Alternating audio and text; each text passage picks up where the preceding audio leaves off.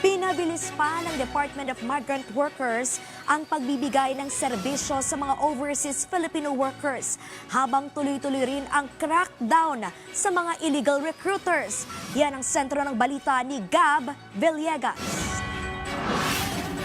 Naaresto ng mga otoridad sa isang joint entrapment operation ang 3 empleyado ng RC Rain International Manpower Agency dahil sa isinasagawang illegal recruitment.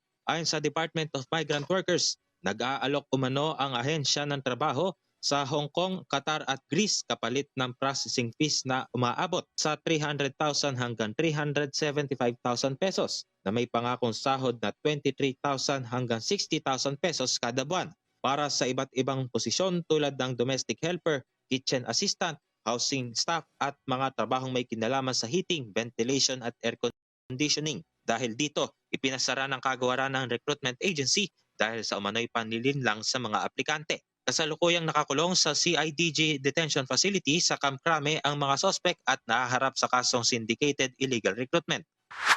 Nakipagpulong si Migrant Workers Secretary Hans Leo Kakdak sa Filipino community sa Riyadh, Saudi Arabia. Dito ay binigyan diin ng kalihim ang mas mabilis at magaan na serbisyo para sa mga OFW. Ilan sa mga ito ay ang OFW Pass, Skills Development Program at ang patuloy na operasyon ng OFW Hospital alinsunod sa direktiba ni Pangulong Ferdinand R. Marcos Jr. na ipatupad ang red carpet at hindi red tape bilang pagpapakita ng pamahalaan ng malasakit sa mga OFW at kanilang pamilya.